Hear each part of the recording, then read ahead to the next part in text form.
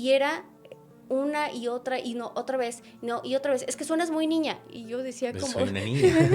Sí, señor, perdón, ¿no? Y otra vez, porque la dirigía Moya en esos entonces, y Moya era muy estricto, entonces era, otra vez, no, lo estás haciendo horrible, es que, ¿qué te pasa? No sabes actuar, o cosas así, ¿no? Y era como, ¿no? Evidentemente acá la cosa es que tú no puedes llegar a pedir un personaje, o sea, yo, claro, me encantaría hacerlos a todos, no se puede, pero ya lo intenté, no es cierto.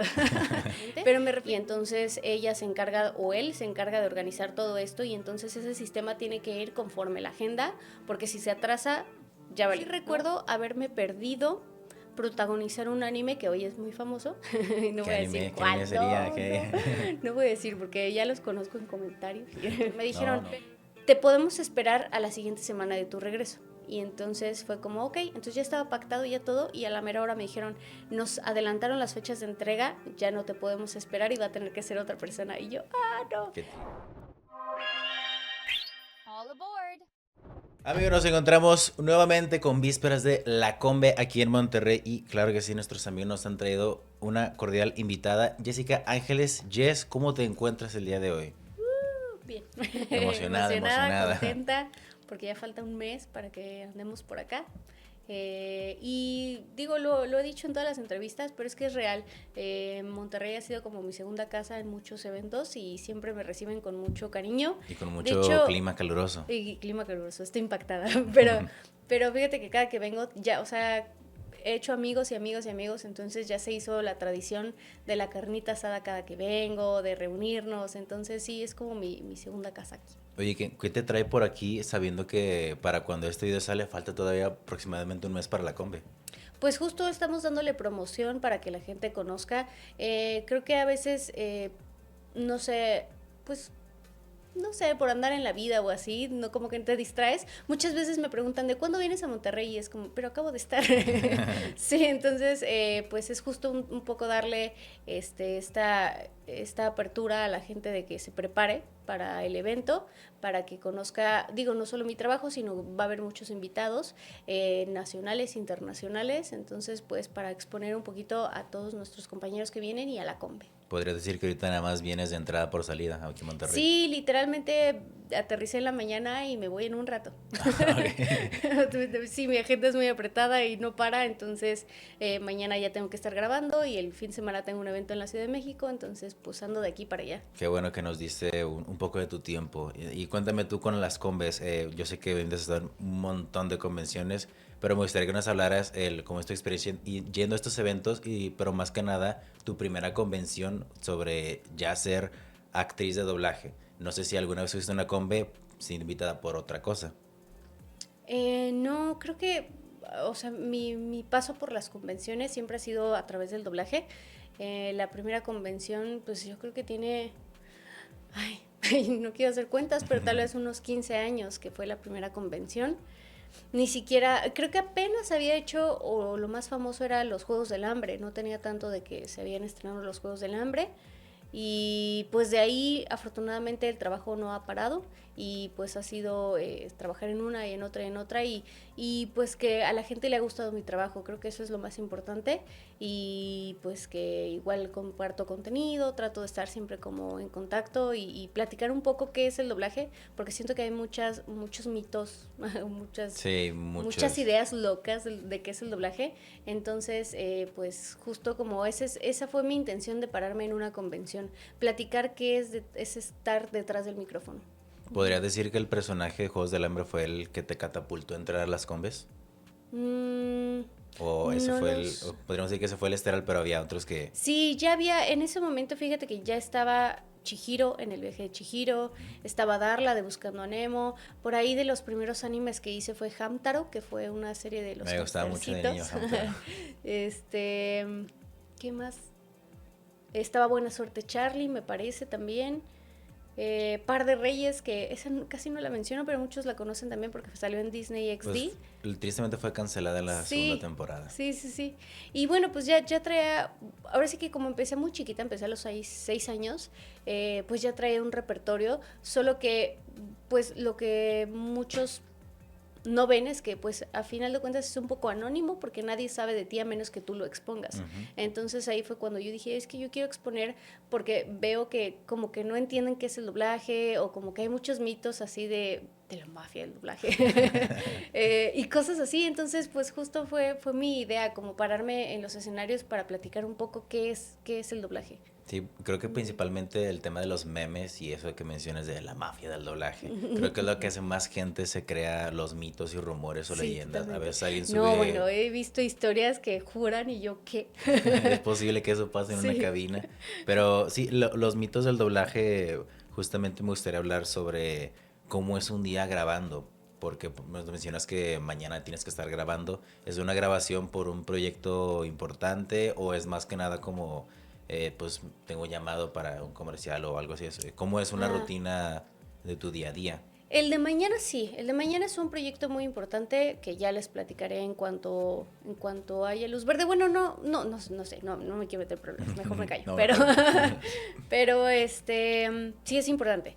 Pero normalmente, y justo venía platicando con Ale, la realidad es que la mayoría del tiempo no estamos grabando contenidos Blockbusters. grandes, importantes o que la gente conozca. No, la mayoría del tiempo estamos grabando, o sea, a mí, por ejemplo, el día de ayer, ¿no? Te voy a platicar que hice un reality show, ¿no? Un reality show de gente adinerada, ¿no? Ok. Que no es un producto que sea famoso, que si yo digo el nombre la gente diga, claro, por supuesto, no, Ah, o eres sea, tú la que salió. sí, estamos grabando reality shows, estamos grabando, por ejemplo, ahorita ando un poco más también metida en los audiolibros, en locución. ¿Cómo es eh, un audiolibro? pues fíjate que ¿Es solamente leerlo o tú haces sí. efectos de sonido? No. Hace poco, la verdad, nunca había grabado un audiolibro. Es mi primera experiencia hace poquito, que fue con los Juegos del Hambre, justamente. El libro está narrado como si fuera el diario de Katniss. Entonces, pareciera que Katniss lo está leyendo. Lo cuentas como en En- primera persona. Ajá, en primera persona. Entonces me contactaron porque querían que la voz de la película pues estuviera narrando el libro, porque qué padre, imagínate, ¿no? Ujú. Ya ponerlo. Una cosa es ver la película y otra cosa es que todos los detalles del libro te los esté contando Katniss. Entonces, pues básicamente es leer el libro en primera persona en ese caso, que es con el personaje, pero había intervenciones de otros personajes, ¿no? Se dejé y me echó de pita o así, ahí intentaba como cambiar un poco la voz para, o darle una personalidad distinta a cada uno para que se entendiera quién era quién. Pero normalmente no es así, normalmente solo empiezas a leer el libro y lo terminas, no le metes tanto acting como en este caso específico, pero porque era algo muy específico, pero literal como si estuvieras leyendo el cuento a alguien, Cuando ¿no? es audiolibro, ¿solamente haces a tus personajes o haces todo en base a No, contándolo todo. desde la perspectiva? Todo. Depende cómo esté narrado el libro, si en primera o en tercera persona, pero desde que inicia como capítulo 1, no sé, en este caso era Katniss hablando de ella misma, pero no sé, vemos a Ana que está esperando el autobús en la esquina, ¿no? Y entonces es muy narrativo, muy explicativo. Hago locución, de repente estoy haciendo comerciales o pues sí, la mayoría del tiempo no es que estemos trabajando proyectos exitosos, la verdad es que son muy pocas las veces o contadas las veces que lo hacemos, pero la mayoría del tiempo pues estamos trabajando otras cosas.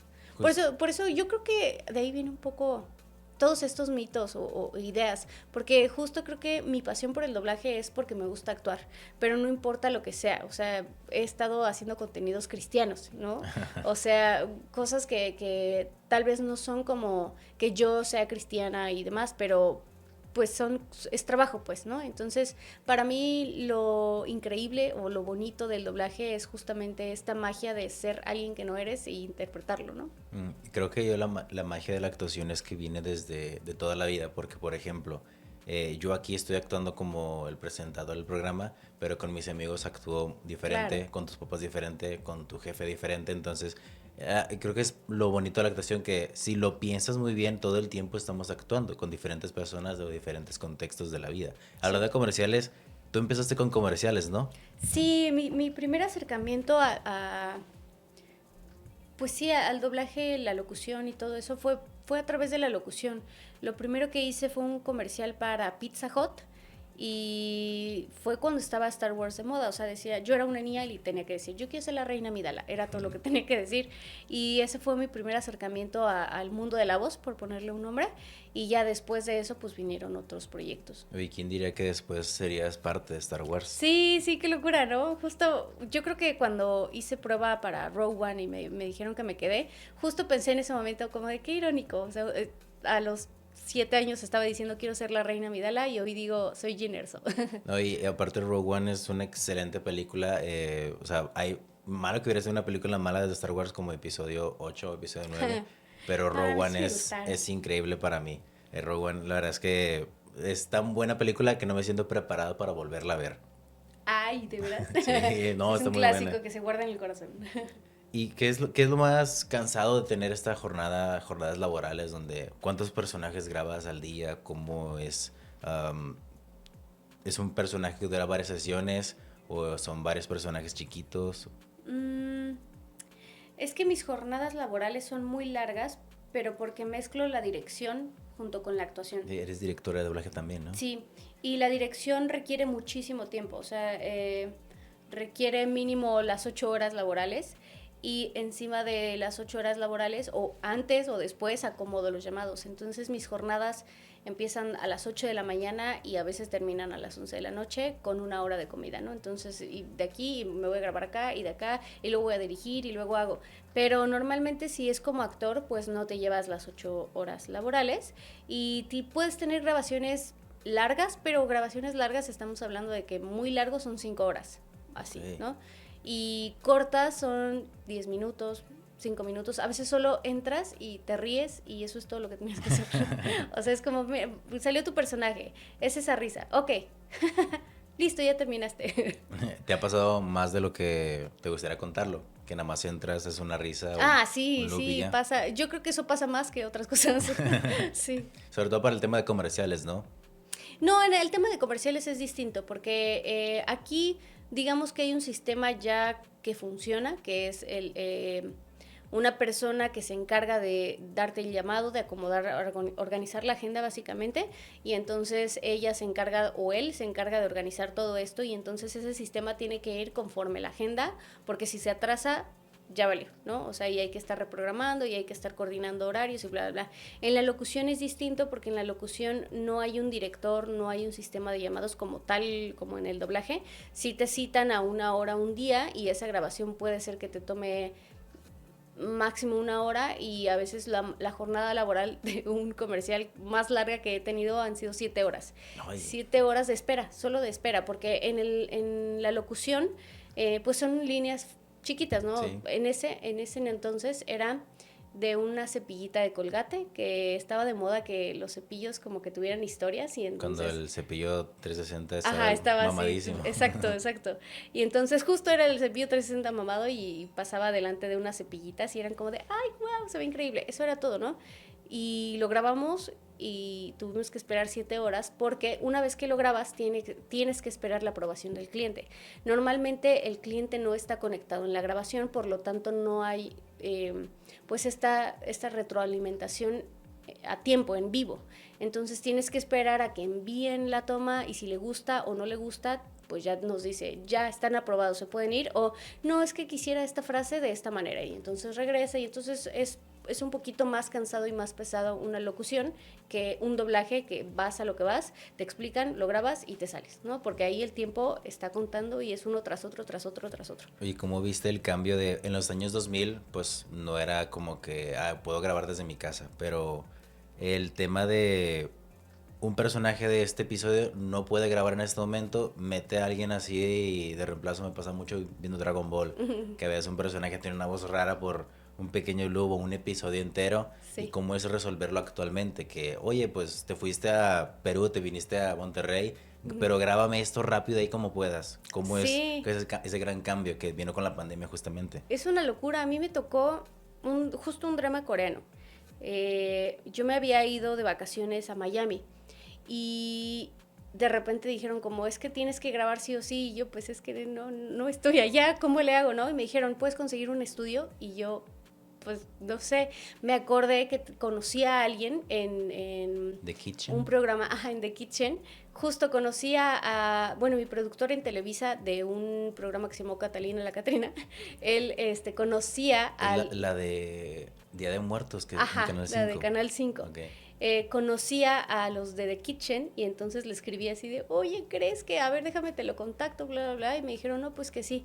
Yo me había llevado un micrófono, que son de los micrófonos que ya te aprueban los estudios, o bueno, en ese momento eran los aprobados. Entonces yo me lo llevé por si tenía que grabar, pero te estoy hablando de que tal vez una risa o un buenas tardes o lo que sea, ¿no? No un capítulo completo. Y entonces, bueno, pues me dieron chance, me conecté desde allá de una cabina, grabé todo remoto y pues fue todo un mediodía laboral de estar trabajando allá y fue para mí una locura, fue como, ¿qué acabo de hacer? Y hay momentos donde definitivamente no pudiste grabar y te metiste en problemas o se logró resolver con apoyo de una amiga tuya del gremio. No que yo recuerde, pero sí recuerdo haberme perdido protagonizar un anime que hoy es muy famoso. No voy a decir cuál. Sería? No voy a decir porque ya los conozco en comentarios. No, pero tú era puedes decir todo aquí. Un anime muy famoso que justamente me habían dicho como, oye, ¿puedes grabar en estas fechas? Yo estaba justo de viaje y no logramos coincidir.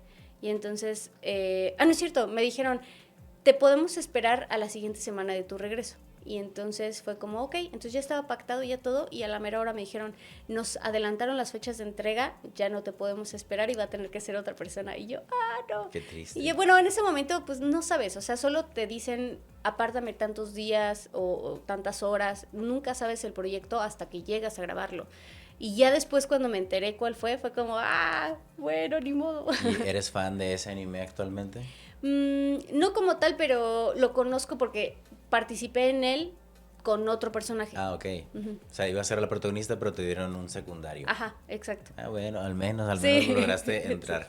¿Y cómo es el tema de, por ejemplo, ese anime lo conocí desde antes que llegara aquí a América, por así decirlo, pero antes era de que llega, oye, te doy este personaje y estúdialo en estos 5 minutos y antes es como, en unos meses va a llegar y ya puedes irlo estudiando desde hace mucho tiempo antes. Por ejemplo, con las películas de superhéroes en los años 2000, a menos de que fueras un geek de los cómics, conocías a los superhéroes. Yo conocí a Spider-Man hasta que salió la película de 2002. Claro. ¿Cómo es el estudiar a los personajes antes y ahora?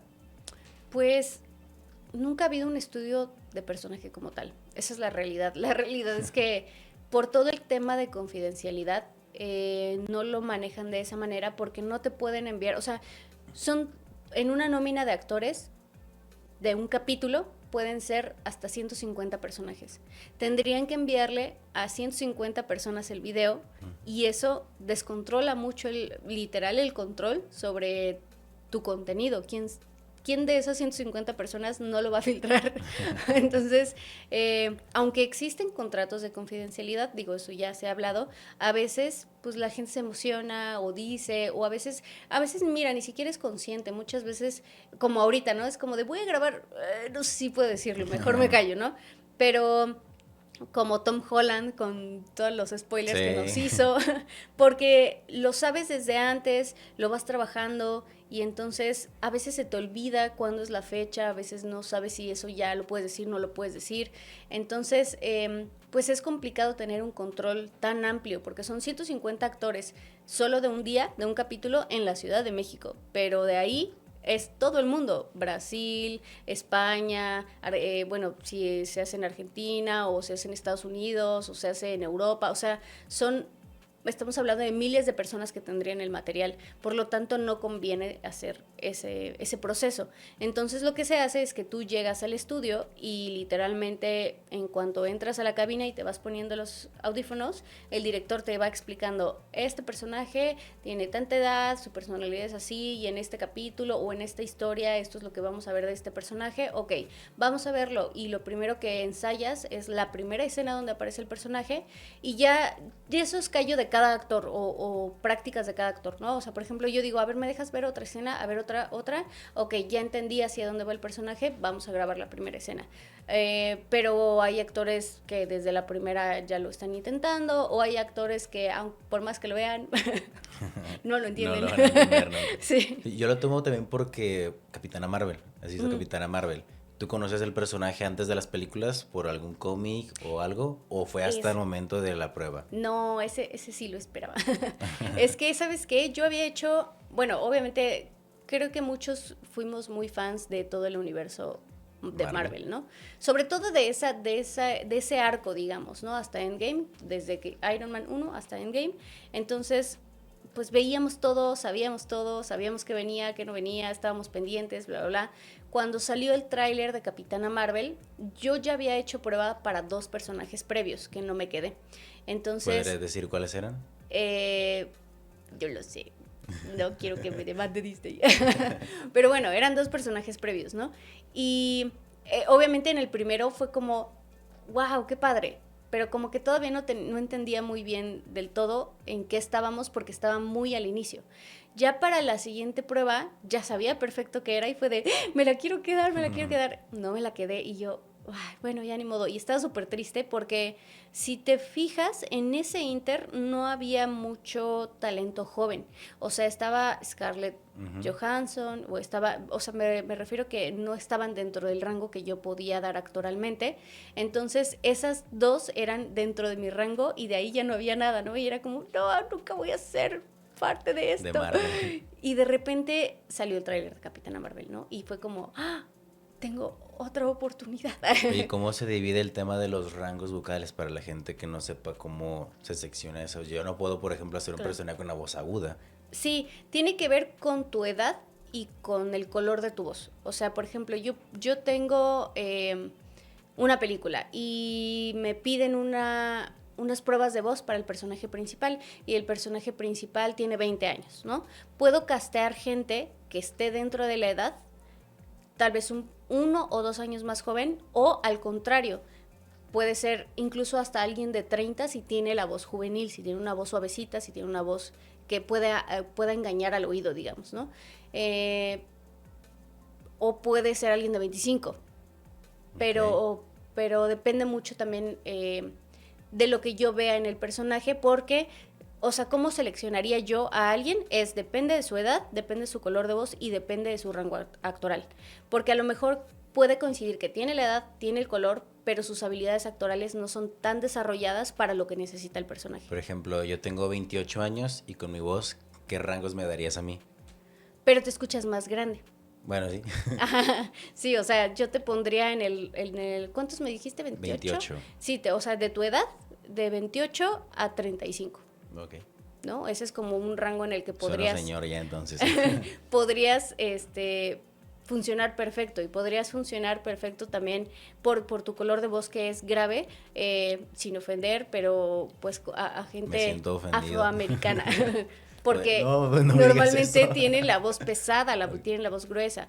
O al contrario, los galanes, si te fijas, casi siempre tienen voz gruesa, ¿no? O sea, voz pesada. Entonces, o sea, como que empiezas a entrar en esos perfiles y entonces ahí es donde sabes tú que puedes funcionar. Evidentemente acá la cosa es que tú no puedes llegar a pedir un personaje. O sea, yo, claro, me encantaría hacerlos a todos, no se puede, pero ya lo intenté, no es cierto. Pero me refiero a que tú no puedes llegar y decir, pues es que yo quiero ser la princesa Amidala, ¿no? ¿Por qué? Estoy en el rango, porque tengo el color de voz y porque yo considero que mis habilidades actorales funcionan. Van a voltear y te van a decir, ajá, gracias. Chido, sí, ¿no? de que al rato te llamamos. Ajá, si nosotros ya te llamamos. Homero. Sí, exacto. No funciona así. Entonces, funciona mucho en tu capacidad actoral. O sea, a final de cuentas, creo que lo que he platicado mucho hoy es que la gente cree que el doblaje es imitar voces. O entre más voces tengas, más valioso eres en el doblaje. Y no, sí es una habilidad y sí es una herramienta que te puede apoyar, claro. Pero lo que importa más es tu capacidad actoral de transmitir las emociones, porque finalmente eso es lo que hacemos. Contamos historias en nuestro idioma, pero que finalmente te tienen que llegar como el original, porque si no, entonces no es un trabajo bien hecho. Es como las personas que hacen fandubs, pero de que falta este actor. Bueno, pongan a este chico que sabe imitarlo. Ok, sabes imitarlo, pero ahora replícalo sin tener una referencia de cómo lo hacía la persona. Exacto. Ujú. Y ahí es donde se pierde todo por completo. Y además porque no todo el tiempo estamos grabando contenido en inglés, a veces hacemos cosas coreanas, japonesas, alemanas, y tienes que entender la actuación porque en el inglés puede que todavía lo entiendas un poquito si hablas inglés, medio lo entiendes, todavía, te defiendes. Pero ¿qué vas a hacer con un contenido ruso? ¿No? Me ha tocado grabar cosas rusas. Necesitas sí o sí conocer el lenguaje actoral porque eso es lo que te va a dictaminar su cuerpo, su voz, el cómo está hablando. O las Que expresiones faciales. Sí, porque si estás viendo a alguien que está haciendo esto y está hablando, ¿no? Ah, ok, está enojado. Entonces la emoción tiene que ir hacia el enojo. Aunque no entienda lo que está diciendo, su lenguaje corporal me está diciendo claramente que está enojado o enojada, ¿no?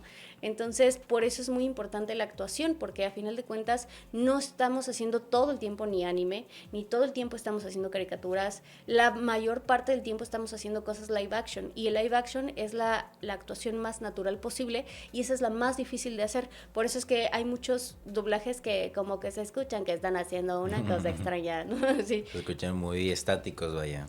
Uh-huh, uh-huh. Y justo es un tema que vi que mencionaste una vez sobre el hacer expresiones faciales y a la gente como que le da pena hacer expresiones. Por ejemplo, alguna vez yo interpreté a Larry David en un cameo en South Park y tuve que hacer la expresión así como un anciano porque Ajá. Larry David tiene 70 y tantos años. Y pues hay gente que le daría pena hacer esa expresión ahorita, pero ¿tú recuerdas alguna expresión característica de un personaje que dijeras, me siento raro haciendo esto, pero es necesario? No me han tocado tantos con características así. O sea, por ejemplo, había una serie para niños que se llamaba Nina y las estrellas o algo así, donde hacía una estrella que no era estrella, era estrello. Y entonces, pero estaba hecho con una mujer. Entonces, pues era una voz rasposa, como si fuera niño, ¿no? Todo el tiempo. Pero no me ha tocado algo así. No sé, por ejemplo, hay algo que pasa a veces en las caricaturas. Por ejemplo, hace poco me tocó hacer justo a Ladybug enferma. Todo el capítulo se trata de que tiene gripa y le da miedo estornudar enfrente de Adrien porque su estornudo es muy... Contagioso. No, muy escandaloso. Okay. Ajá. Entonces, o sea, de hecho ponen así el ¿cómo se llama? El sonido de un barco que hace como... Okay. Entonces, o sea, así de escandaloso se supone que es. Y entonces tienes que actuar como si tuvieras gripa, ¿no? Y entonces empiezas a hablar así como si tuvieras gripa. Es que no, Adrien, por favor. Y entonces empiezas a hacer cosas como si estuvieras con gripa, pero como no tienes Carlitos. gripa. Ajá, exacto, pero no tienes gripa, ¿no? No sé, pues cosas como de ese estilo que a final de cuentas, por eso te digo que es muy importante la actuación, porque a final de cuentas es una emoción, es un recurso de tus propias emociones o de tus propios sentimientos, de cómo me siento yo cuando estoy con gripa, ¿no? Siento la nariz tapada y entonces no puedo hablar, o no sé si estoy como enferma de la garganta, pues necesito esa sensación como de que no está mi garganta bien, Ay, ¿no? sí suenas enferma. Sí, entonces pues por eso es importante la actuación dentro del doblaje, más que saber hacer diferentes voces. ¿Has conocido a alguien que ha dado un muy buen desempeño en el doblaje y no tiene antecedentes de actuación? ¿Alguien prodigio, por así decirlo? ¿O definitivamente sí ocupas actuación? Sí, o sea, hay como todo, como en cualquier rama, hay gente que nace con el talento y que lo puede ir desarrollando, sí. Pero estamos hablando de casi siempre son contados los casos, la verdad. 1 en cada 100. Sí, o sea, hay mucha gente, pero también depende, o sea, por ejemplo, yo he notado ahora, como niña actriz que creció dentro del medio, me fui desarrollando de diferentes maneras y creo que esa es una gran ventaja que hoy tengo, o sea, que a final de cuentas tengo más de 25 años de experiencia que no son en balde, ¿sabes? O sea, me han enseñado una y otra cosa. Y ahora yo como directora que veo a los niños cuando llegan, también te das cuenta cuando son niños, qué niños les encanta y les apasiona y qué niños lo odian y están ahí porque alguna razón extraña. Pero puedo ver ahora el proceso yo como adulta de un niño que crece dentro del doblaje. Siempre va a tener más herramientas porque no es que haya estudiado para hacerlo, simplemente creció aprendiendo. y es muy diferente. Creo yo que uno de los personajes de infantiles que se me viene a la mente es la niña de Nemo. Ujú. ¿Cómo es interpretar a alguien con brackets? Pues fíjate que ahí no me pusieron nada. Pero hablando de brackets, bueno, no me pusieron nada para hacerlo, ¿no? Sí, O sea, es que, por ejemplo, Ariana López hace a Timmy Turner, pero hay un personaje en South Park que usa brackets. Entonces, que ella cada que lo interpreta hace los dientes así. ajá, Pero claro. yo no sé cómo sería alguien con brackets ya en una película, vaya. Es que justo eso es lo que te iba a decir. Cuando a mí me pusieron brackets, como hasta los 18, o sea, me tocó... Puros personajes con brackets. Me tocó de adulta. No, al contrario, era como...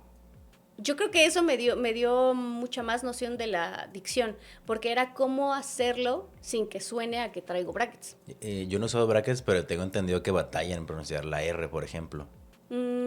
Si tienes paladar, sí. Si no tienes paladar, no afecta. Yo usaba un paladar horrible, porque tuve que decirle al dentista, él me lo quería dejar de fijo y fue de, no hay manera. No hay manera de que eso, o sea, no puede suceder. Entonces me dijo, ok, vamos a hacer un trato. Yo te lo voy a poner con ligas. Entonces iba una liga de aquí hasta el colmillo, y ahí atoraba y eso hacía la función del paladar. Cuando vayas a grabar, te quitas la liga, te quitas tu paladar, grabas lo que tengas que grabar, te lo vuelves a poner, pero solo para eso, porque si no el tratamiento no funciona. Ok, no, pues que sí. Era un dolor horrible, espantoso. Yo cada que iba a grabar era de, ay, ok, ¿no? O quitar la liga, porque imagínate, todo el tiempo está haciendo presión y de repente se suelta, y cuando se suelta sientes raro, pero después es el alivio de, ay, ya no me está apretando. Y luego vuelve a ponerte esa cosa que te jala. No, eran dolores horribles. De hecho, el anime de Soy una diosa, todo ese lo grabé en mi proceso dental. Me quitaron muelas, me quitaron, o sea, y yo tenía que grabar. Fue horrible, pero bueno, justo yo creo que eso fue lo que aprendí, cómo a manejar mejor pues lo que tenía en la boca para que sonara bien y que no sonara a que traía brackets. La verdad es que no afecta mucho, o sea, no es como que hable diferente a una persona, tal vez como que los labios los tienden a hacer así, pero no es como que afecte. Lo que afecta son los ruidos, porque como todo el tiempo tienes algo ahí haciendo babita o la comida o lo que sea, empiezas como a sonar todo el tiempo así. Eso es en lo que realmente afecta. Entonces ahí pues solamente era limpieza dental y siempre tener bien limpios tus brackets para no estar haciendo mucho ruido. Pero fuera de eso, o a menos que el paladar, si el paladar es fijo, la R va a ser un reto. La R va a ser un reto. Yo sí me acuerdo de una maestra en la primaria que batallaba en pronunciar la R, justamente por tener brackets.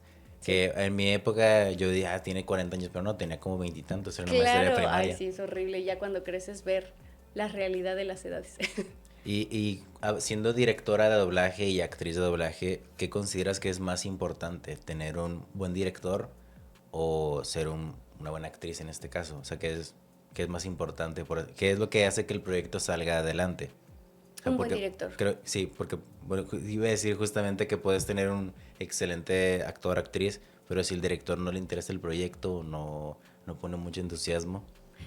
Una buena dirección, porque como actor, o sea, por ejemplo, yo te puedo hablar de mi experiencia, que me ha tocado estar con directores que no le prestan mucha atención o que están en el celular o que es como, sí, como haya quedado, ¿no? Y no se interesan. De repente uno como actor puede decir, oye, le puedo cambiar esto aquí, puedo hacer esto, te puedo dar otra toma, lo podemos volver a grabar. Entonces es como esta parte propositiva del actor, pero estamos hablando de que solo es un personaje. Y a lo mejor un personaje puede sonar bien, o 2, o 3, o 4, pero a final de cuentas es un proyecto de muchos. Uh-huh. O sea, no es para que solo uno brille, es para que todo el producto brille completo. Entonces, si no tienes un buen director, falla eso. Pero también, si a lo mejor es un director novato, no, al revés, un actor novato, uh-huh, pero tienes un buen director, va a ser... Por ejemplo, a mí que ahora me toca pues dirigir a nuevas generaciones, siempre trato de exprimir lo mejor de cada uno, ¿no? Y no queda hasta que yo diga, este es el tono, o esto es lo que me gusta, o esta es la longitud que se necesita.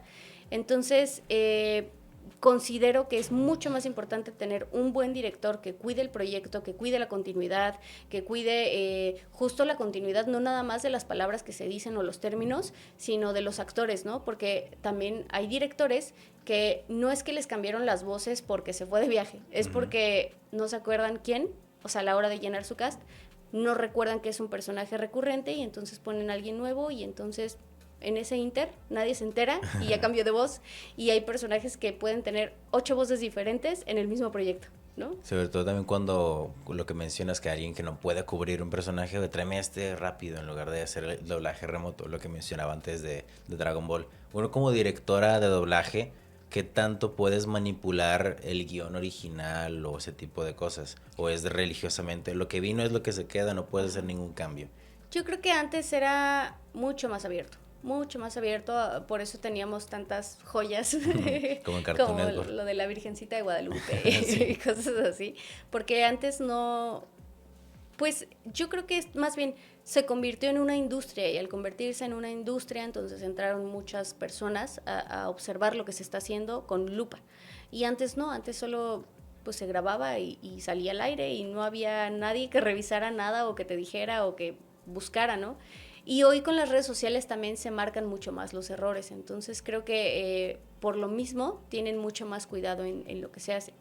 Y hoy en día hay proyectos donde religiosamente es lo que dice el script y se acabó, no puedes meter mano.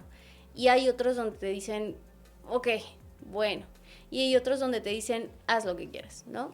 La verdad depende del proyecto, depende del cliente, depende para qué continente vaya, depende de para qué edades es el proyecto. O sea, no es lo mismo una caricatura infantil donde sí o sí tienes que cuidar el lenguaje a un contenido para adultos donde puedes meter groserías, ¿no? Entonces, depende mucho, pero hay de todo. Hoy en día hay de todo. ¿Qué es lo que prefieres? ¿Proyectos infantiles o regulados o con groserías?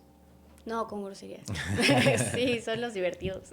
¿Te las divertidas? ¿Te consideras una persona que dice groserías habitualmente o nada más en casos específicos? No, en casos específicos. O sea, por ejemplo, llevé la dirección de un videojuego que se llamó Cyberpunk. Ok, sí. En donde básicamente hicimos, no el doblaje, sino hicimos como la comunidad mexa del juego, ¿no? Entonces, lo que se buscaba, pues, era que fuera muy mexa y que sintieras que estabas en el barrio, ahí, ¿no? En el barrio de tu colonia. Carnal? Sí. Ya te la sabes. Ajá, entonces, pues cuando nos pidieron eso fue como, vámonos, claro que sí, se lo vamos a hacer así.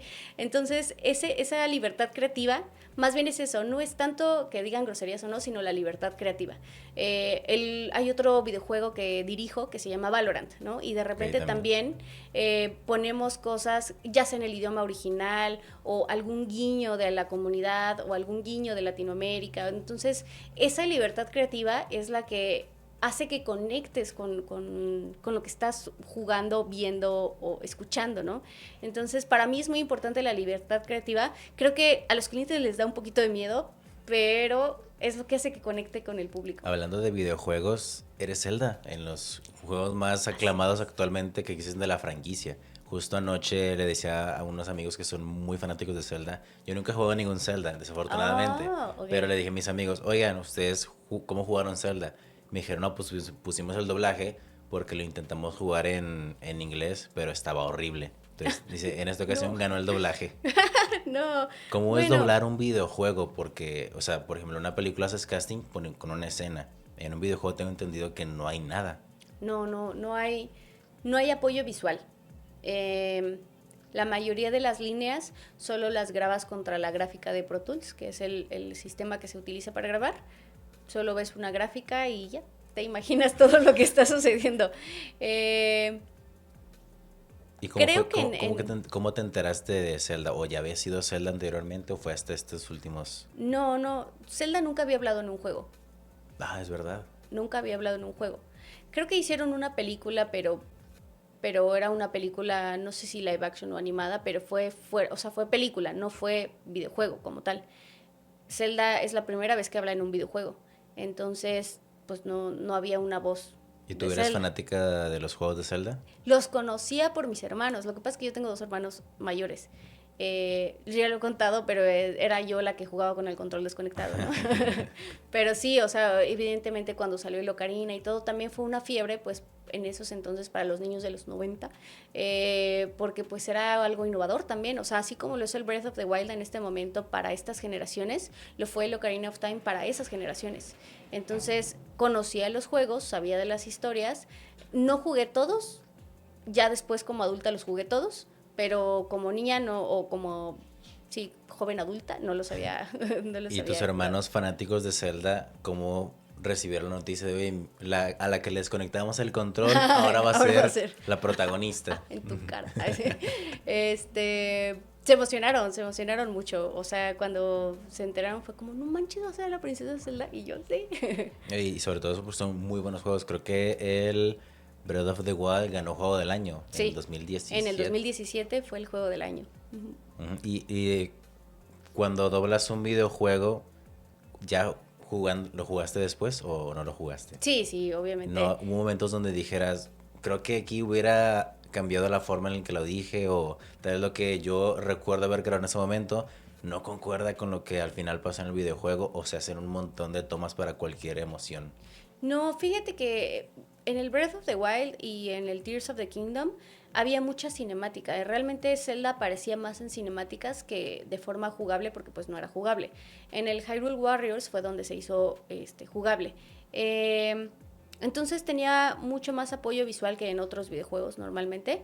Y la verdad la dirección de Saw fue espectacular. Entonces yo confié ciegamente en lo que estábamos haciendo y creo que el resultado fue muy bueno. En el Hyrule Warriors ahí sí debo decir que sí, tal vez había cosas que yo decía, a lo mejor esto era diferente, pero no en cuanto a la actuación, sino por ejemplo un sí, que tú respondas a alguien como sí, es una cosa, y que le digas a alguien sí, es otra cosa, Sí. otra intención diferente, aunque sea un mismo sí, ¿no? O un sí.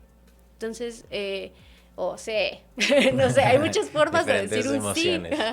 Entonces, de repente habían sís o un no, o algunas respuestas que yo decía, ok, no. Pero también tiene que ver, pues, en el mapa como, en el mapa del juego, en el mapa en cómo, el mapeo de las voces, digamos, que a lo mejor ese sí lo puedes utilizar en muchas formas y te funciona para no tener que grabar tantos sís, justamente. Y es una forma también de recortar el presupuesto a la hora de las grabaciones, ¿no? Entonces, pues sí había cosas que yo decía, a lo mejor esto era un no diferente, pero funciona, ¿no? O sea, ¿Cuál va por ahí. fue? ¿Ese fue el primer videojuego que doblaste o ya habías hecho videojuegos antes de que Cyberpunk o Valorant? Cuando te dieron tu primer videojuego para doblar, ¿tú ya sabías cómo era la estructura o llegaste y te sorprendió que no era como hacer doblaje convencional? Es que la industria de los videojuegos como tal no tiene tanto tiempo en cuestión de, no del doblaje, porque creo que empezó un poco con Gears of War.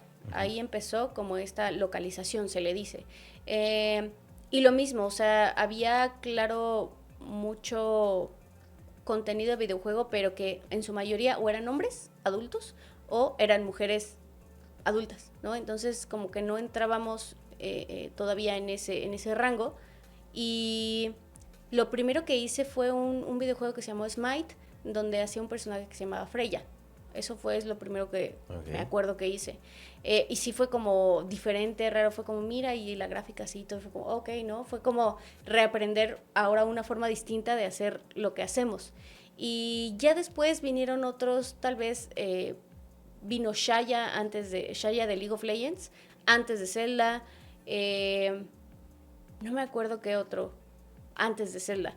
Y después de Zelda, pues vino Echo en Overwatch, que yo soy fan de Overwatch, entonces fue como, qué increíble. Vino, se me fue, ¿quién iba a decir?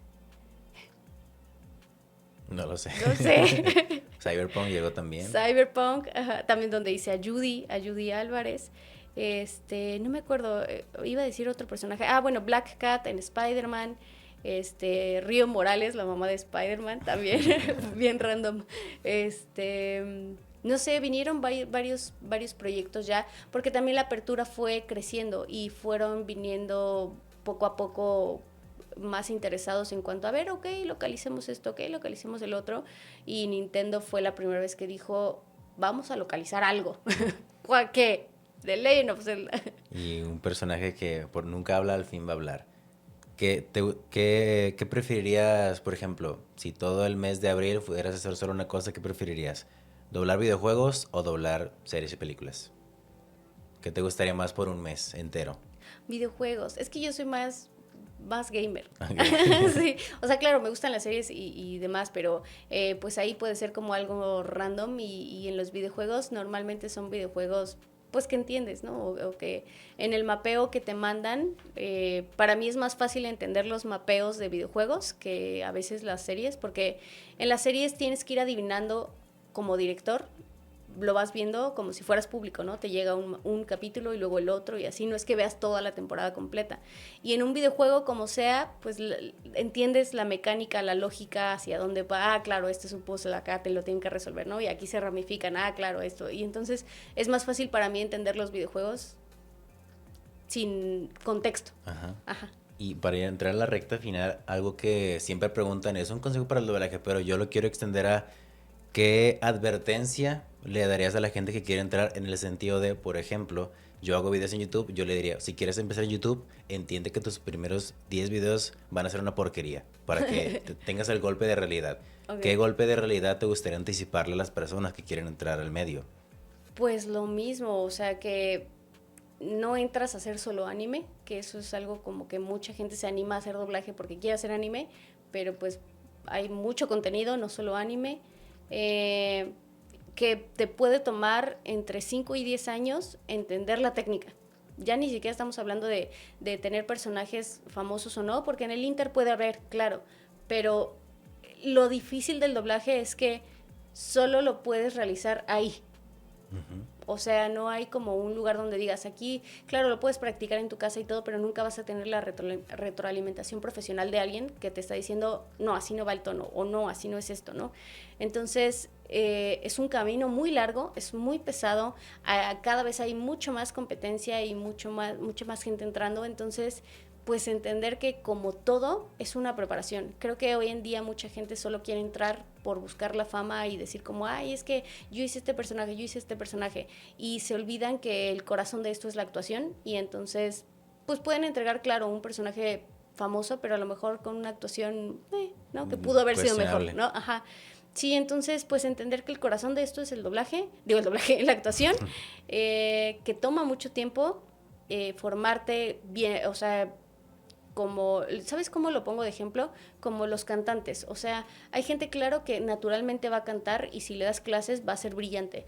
Hay gente que le toma mucho más tiempo, pero el hecho de que tengas 3 clases no significa que ya eres cantante o que puedas cantar una canción de Whitney Houston o que puedas cantar una canción de Michael Jackson, ¿no? Para eso se requieren años y años y años de práctica. Entonces, entender pues eso, que es una carrera larga, no es algo que suceda de la noche a la mañana o que sea sencillo de hacer y que no es solo hacer voces.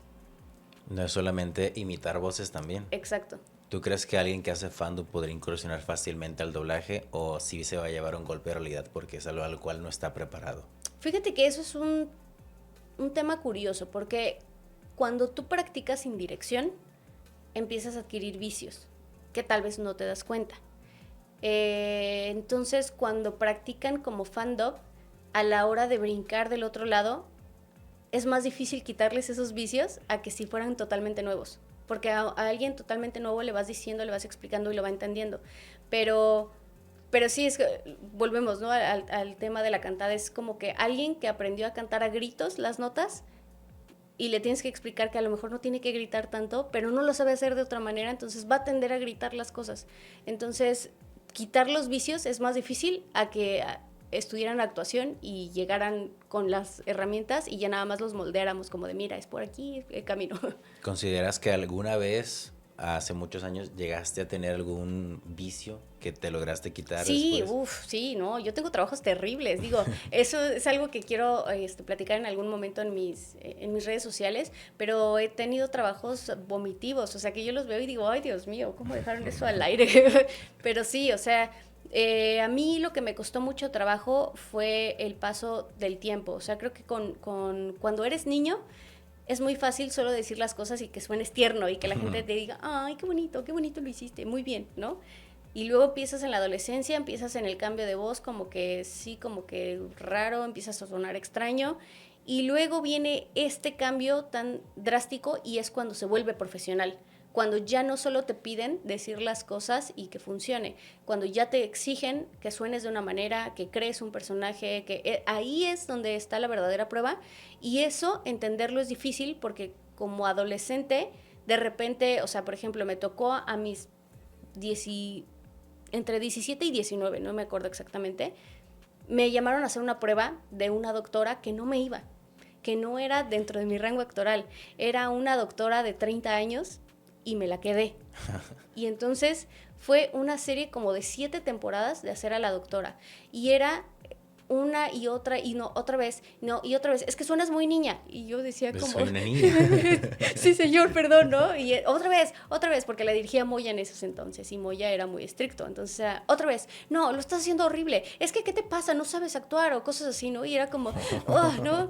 Porque, pues yo a esa edad no tenía la experiencia de una doctora de 30 años, por supuesto que no. Entonces, entender cómo crear los personajes, cómo, incluso aunque fuera de tu rango actoral, saber interpretarlos. O sea, también me ha tocado actrices que a lo mejor no están en mi rango vocal, pero que las lleno con actuación y entonces cuando tú lo ves, no lo notas porque está bien actuado, ¿no? Uh-huh.